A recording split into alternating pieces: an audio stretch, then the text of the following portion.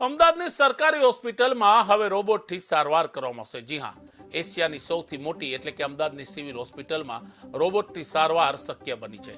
Civil hospital દેશની સૌપ્રથમ એવી હોસ્પિટલ બની છે કે જ્યાં રોબોટિક્સથી કેન્સરને રિમૂવ કરાય છે। 38 કરોડની માતબર રકમથી આ રોબોટ વસાવવામાં આવ્યું છે અને આ રોબોટ પણ ઓપરેશન કરી રહ્યું છે।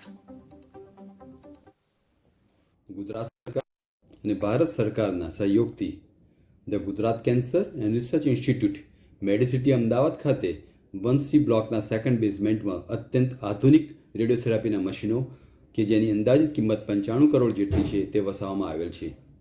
તે અત્યંત આધુનિક મશીનો જોઈએ તો city simulator, Brachytherapy, ટ્રુબીમ linear accelerator, ટોમ્બોથેરાપી અને સાયબર નાઇફ નામના મશીનો છે।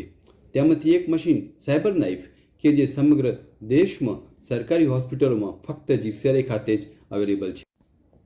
ગુજરાત સરકાર અને ભારત સરકારના સહયોગથી the Gujarat cancer and research institute Medicity Ahmedabad ખાતે 1C બ્લોકના સેકન્ડ બેઝમેન્ટમાં અત્યંત આધુનિક રેડિયોથેરાપીના મશીન